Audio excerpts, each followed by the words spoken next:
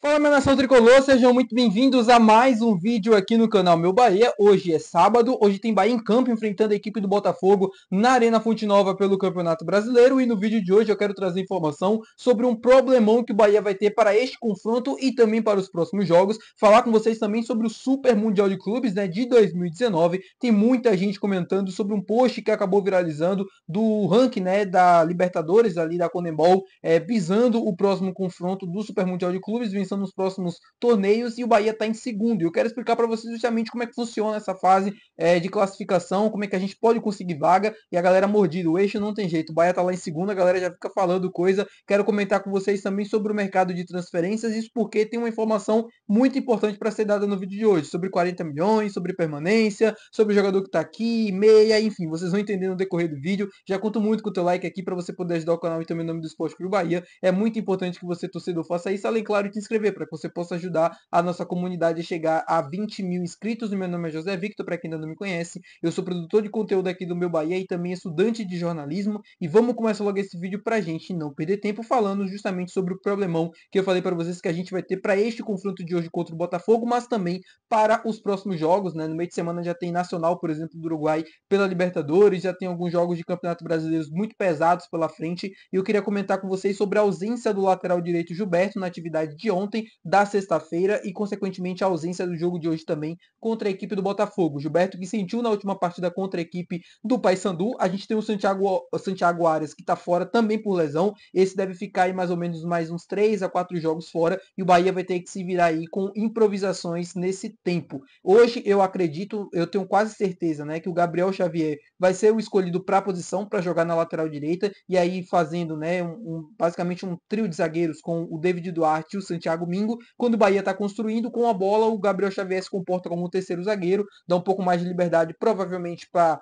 ou o Ademir que joga na ponta, né, pelo lado, ou até o Cauli fazendo essa função caindo um pouco mais para dentro. Eu falei para vocês quando da provável escalação sobre a possibilidade de jogar com o Cauli ou com o Ademir. Como eu falei, acredito que o Cauli seja o titular na noite de amanhã, ou na noite de amanhã, na noite de hoje, perdão, e aí fazendo com que o time fosse um pouco mais técnico, né? Mas também existe essa possibilidade do Ademir jogar, e aí daria um pouco mais de liberdade pelo lado do campo, o time ficaria um pouco mais veloz, e quando o time não tivesse a bola, o Gabriel Xavier se comportaria como lateral direito, como já fez algumas vezes nessa temporada. A outra possibilidade é o volante Eric, de atuar assim como ele atuou na equipe, contra a equipe do Paysandu. É um jogador que, na minha opinião, assim, ele fez uma boa partida, mas ele poderia ter feito melhor. O Eric é um jogador muito inteligente, taticamente falando. Você percebe isso justamente quando ele fala sobre a equipe e tal, sobre os comportamentos. É um jogador que eu gosto bastante, tem uma ótima qualidade, né, de chegada à área, um cara que faz muitos gols, inclusive é um dos artilheiros do Bahia até aqui em 2025, tem uma presença de área muito forte, um jogo aéreo também, poderia ser uma opção interessante.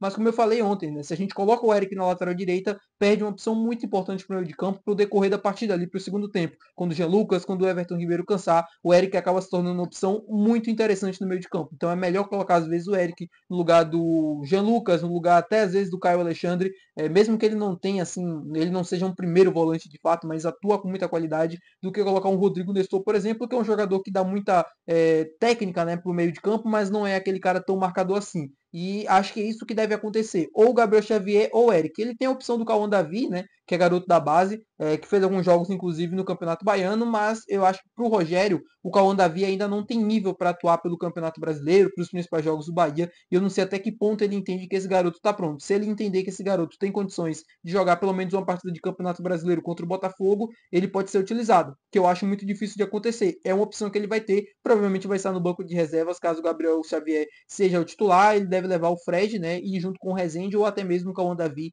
que pode ser também uma opção para a lateral direita no decorrer da partida. Falando agora sobre o Super Mundial de Clubes de 2019, muita gente animada com a possibilidade, e eu vou explicar um pouco para vocês de como vai funcionar essas classificações, né, da Conmebol para o Super Mundial de Clubes do próximo, que vai acontecer em 2029. O Bahia está em segundo nesse momento do ranking, e aí você me pergunta, Vitor, o Bahia tem grandes chances de conseguir a classificação? Vai conseguir a classificação? Pois bem, para quem não sabe como funciona, eu vou explicar para vocês. São 4 vagas via Conebol, dois, né, os dois campeões das duas próximas edições da Libertadores, 2025 e 2026, e aí os dois melhores ranqueados, somando todas as participações na Libertadores de 2025 a 2028. Ou seja, o que é que o Bahia tem que fazer? Tem que participar da Libertadores do ano que vem, de 2027 e de 2028. E participando, somando muitos pontos, vencendo muitos jogos para conseguir somar ali a pontuação necessária para estar, né, entre o primeiro e o segundo do ranking e conseguir essa classificação. Lembrando que não conta as participações anteriores,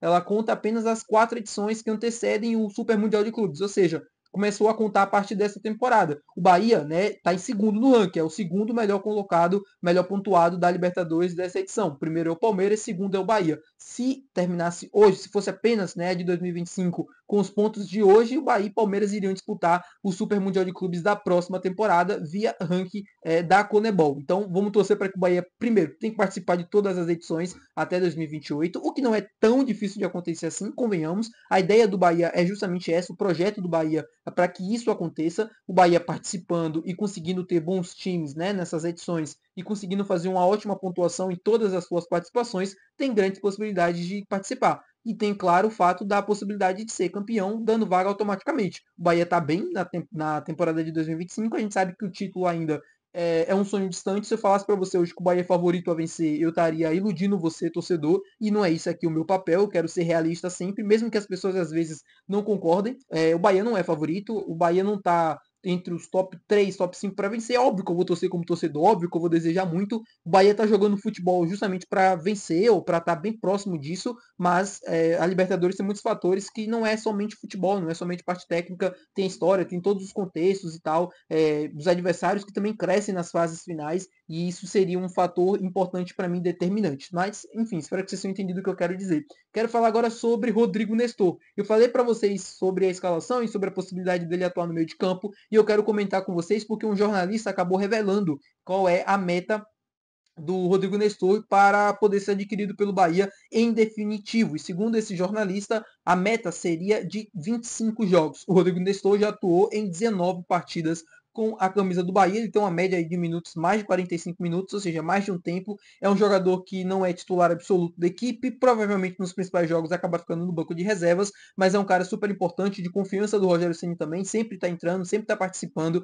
e ao meu ver é um jogador muito interessante, principalmente para compor elenco. Eu gosto muito do Rodrigo Nestor, tá? Eu sei que tem torcedor que não gosta, eu sei que tem torcedor que esperava mais, mas o Rodrigo Nestor para mim é um jogador importante para dar mais qualidade para esse banco de reservas. Sempre quando ele entra, a qualidade do time, tecnicamente falando, não cai tanto assim. É um cara que tem um trato com a bola de forma assim diferenciada. Eu gosto do Rodrigo Nestor. Claro que ainda falta muita coisa para ele, principalmente na intensidade. Acho que é a principal crítica que eu tenho em relação ao Rodrigo Nestor, mas é um cara diferente, é um cara que bem fisicamente, como ele vem, né, bem sempre, não teve nenhuma lesão até então aqui com o Bahia, muito provavelmente vai ser adquirido nessa temporada. Faltam aí o que? 6 jogos, né? 5 jogos. Ele provavelmente pode atuar hoje também contra a equipe do Botafogo. Foi titular contra a equipe do Paysandu. Falta pouco tempo para o Rodrigo Nestor poder ser adquirido pelo Bahia de forma definitiva. O Bahia pagaria aí 30 milhões de reais, algo próximo a isso, e somando aos 10 milhões que já foi pago por empréstimo, né, do Rodrigo Nestor, deve dar aí um valor total de 40 milhões. Lembrando que essa era a ideia do Bahia, tá? Desde o início, na contratação do Rodrigo Nestor, a meta estabelecida foi uma meta muito fácil de ser cumprida. Se ele não tivesse uma lesão ou se ele não tivesse um desempenho tão abaixo assim, era natural que ele cumprisse esses 25 jogos. O Rodrigo Nestor veio para cá sabendo, né, que provavelmente ele seria vendido. O Cadu Santoro fez o negócio justamente pensando nessa situação. É como se o Bahia estivesse pagando de forma antecipada não, perdão, parcelada ao time do São Paulo. Pagou 10 milhões e os 40 milhões também, se eu não me engano, né, os 30 milhões, né, de forma definitiva, vão ser pagos em parcelas. Não vai ter nenhum valor à vista, coisa do tipo. Então o Bahia está meio que parcelando essa compra do Rodrigo Nestor. Veio por empréstimo nessa primeira temporada, mas ele vai ser adquirido em definitivo muito provavelmente nos próximos jogos, por conta dessa meta que eu falei para vocês. E aí depois disso ele vai ser jogador do Esporte Clube Bahia e aí vai poder assinar o seu contrato em definitivo. Vamos ver como vai ser a duração de contrato. Provavelmente 4, 5 anos é o que o Bahia costuma fazer e é o que deve ser feito também com o Meia em São Paulo. Tá bom, meu povo? Muito obrigado por você ter assistido esse vídeo. Se você gostou, não se esquece de deixar o teu gostei, que é muito importante. Também não esquece de se inscrever no nosso canal para poder ajudar sempre o nosso conteúdo. Até o próximo vídeo. Valeu, tchau!